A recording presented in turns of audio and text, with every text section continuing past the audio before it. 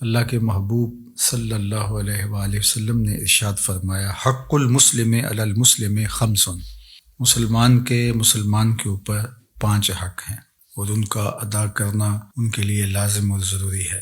سب سے پہلا حق رد السلام، سلام کا جواب دینا۔ جب کوئی السلام علیکم کہے تو اس کا جواب وعلیکم السلام سے دیا جائے۔ ورحمۃ اللہ وبرکاتہ اگر کہا جائے تو یہ ایک احسن طریقہ ہے سلام کے جواب کا۔ حتیٰ کہ اگر کوئی مکتوب لکھے، کوئی خط لکھے، یا آج کل یہ جدید ذرائع ہیں میسج کے، تو اس کے ذریعے کسی کو سلام لکھے تو اس کا بھی وہ جواب دے۔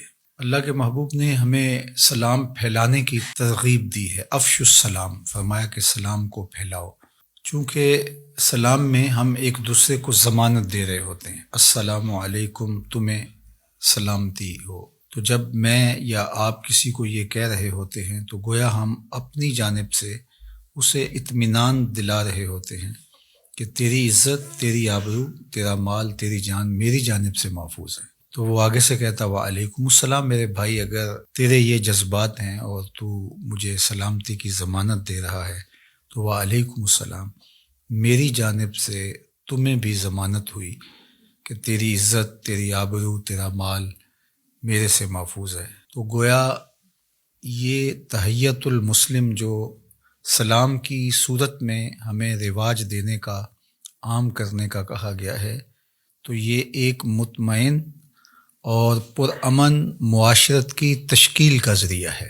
جب ہم صرف زبان سے نہیں بلکہ ہم پورے عزم کے ساتھ اور جو کہا جا رہا ہے اس کے مفاہیم کو اور مطالب کو جانتے سمجھتے شعوراً السلام علیکم کسی کو کہہ رہے ہوں، تو پھر یہ ہو نہیں سکتا کہ ہم اس کی آبرو اور عزت پر حملہ آور ہو سکیں، کیونکہ ہم سلامتی اور امان اسے دے چکے ہیں، اور وہ بھی جب آگے سے کہتا ہے تو ہمیں اس کی جانب سے بھی بے فکر ہونا چاہیے۔ اگرچہ ہم نے یہ ساری چیزیں دور موجود میں رسمی بنا لی ہیں، سلام بھی لے رہے ہوتے ہیں اور دوسرے کی جڑیں بھی کاٹ رہے ہوتے ہیں، لیکن ہمیں حقیقی معنوں میں سلام کی مقصدیت کو سمجھنے کی ضرورت ہے، اور وہ مقصدیت یہی ہے کہ ہم کسی کو امان دے رہے ہیں، ضمانت دے رہے ہیں سلامتی کی، اور اللہ کے محبوب علیہ السلام نے اس پر بہت زور دیا ہے کہ سلام کو عام کیا جائے۔ تو ایک تو مسلمان کا مسلمان پر یہ حق ہے کہ وہ سلام کا جواب دے۔ دوسرا حق وعیادۃ المریض، مریض کی عیادت کرنا۔ چونکہ مریض جب مرض میں مبتلا ہو جاتا ہے تو بیماری کے ساتھ ساتھ وہ ایک تنہائی محسوس کرتا ہے، اور اس وقت اس کی جب دلجوئی کی جاتی ہے تو وہ دلجوئی اس کی آدھی بیماری کو درست کر دیتی ہے۔ البتہ یہ ہمیں کہا گیا ہے کہ مریض کے پاس جا کے اتنی دیر بیٹھنا کہ اس پر بھاری پڑ جائے اور اس کو تکلیف پہنچے، اس سے گریز کیا جائے۔ افضل العیادہ سرعۃ القیام، سب سے افضل عیادت یہ ہے کہ بہت کم وقت مریض کے پاس بیٹھا جائے، جلدی اٹھ کے آپ چلے جائیں۔ تو یہ افضل ترین عیادت ہے، نہ کہ وہاں دھرنا دے کے بیٹھ جائیں اور وہ بیچارے تنگ پڑ جائیں۔ بالخصوص ہاسپٹلس کے اندر جگہ بھی کم ہوتی ہے اور وہ بار بار اٹھا بھی رہے ہوتے ہیں، تو کچھ لوگ بس ادھر ادھر کی بات میں بہت وقت لگا دیتے ہیں۔ جائیں، دلجوئی کریں اور دعائیں دیں، اور اللہ کے حضور بھی ملتجی ہوں کہ اللہ اسے اپنی جناب سے کامل شفا اور اپنی رحمتیں اس کا مقسوم فرما۔ تو دوسرا حق مسلمان کا مسلمان پر یہ ہے کہ عیادت المریض، اور تیسرا حق یہ ہے واتباع الجنائز، وہ جنازے میں حاضر ہونا۔ اگر کوئی فوت ہو جاتا ہے، انتقال کر جاتا ہے، تو ارشاد فرمایا تیسرا حق مسلمان کا واتباع الجنائز، جنازوں کے اندر شامل ہونا ہے۔ جتنے قدم جنازوں میں شامل ہوا جاتا ہے اتنے قدم نیکیاں اور گناہوں کی معافی اور اللہ کی رحمتوں کا حصول ہوتا ہے، اور یہ مسلمان کا مسلمان پہ حق ہے۔ یہ اس کا آخری پروٹوکول ہے اس دنیا کے اوپر۔ جب وہ جا رہا ہے تو اس کے جنازے میں لوگ ہوں، تکریم کے ساتھ، عزت کے ساتھ اس کو رخصت کریں، اس کے لیے دعائیں کریں اللہ کے حضور اس کی مغفرت اور بخشش اور اس کے لیے خاص رحمتیں اس کے حضور سے طلب کریں۔ اور یہ بات ذہن میں رکھیں کہ جب ہم جنازے کی دعا پڑھتے ہیں تو یہ صرف مرنے والے کے لیے نہیں پڑھتے، یہ اپنے لیے بھی ہم اللہ سے بخشش مانگ رہے ہوتے ہیں۔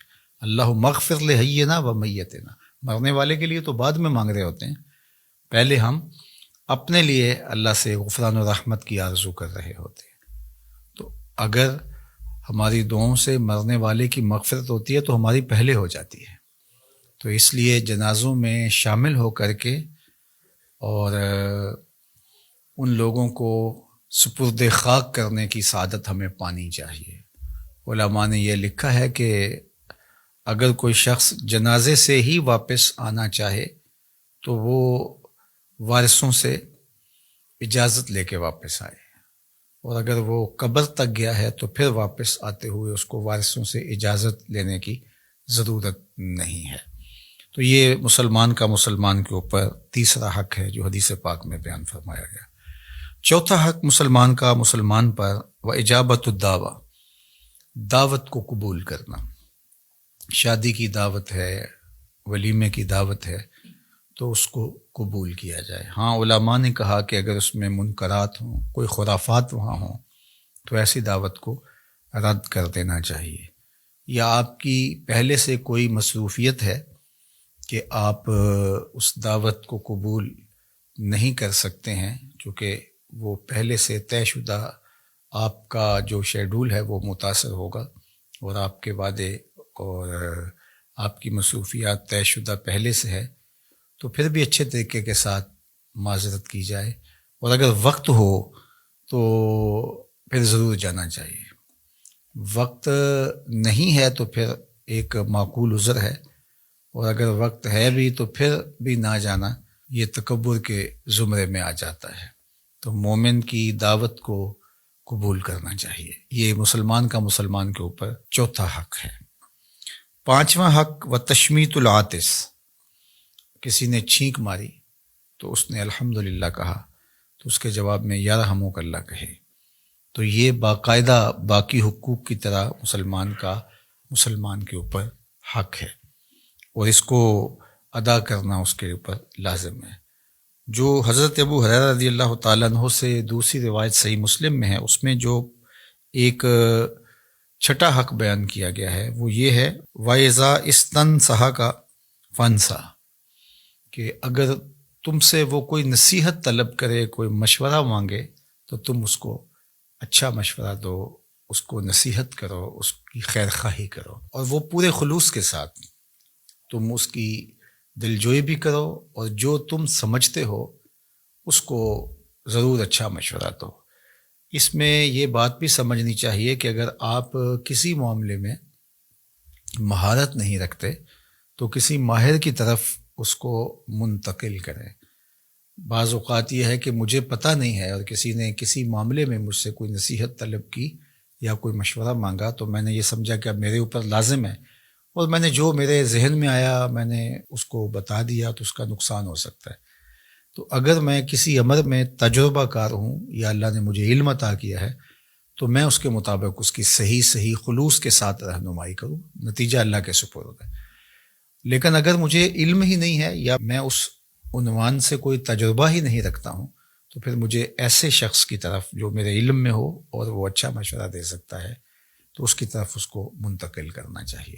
تو یہ 6 حق ہیں ایسے حدیث پاک میں جو مسلمان کے اوپر لازم اور واجب ہیں۔ اللہ کی بارگاہ میں آپ سارے لوگوں کی آمین کے ساتھ دعا ہے کہ اللہ تعالی ہمارے ذمے جو ہمارے مسلمان بھائیوں کے حقوق ہیں ان کو ادا کرنے کی توفیق، آسانی اور فرصت نصیب فرمائے، اور خیر و برکت اور رحمت و راحت اللہ ہمارا مقسوم کرے۔ وآخر دعوانا ان الحمد للہ رب العالمین۔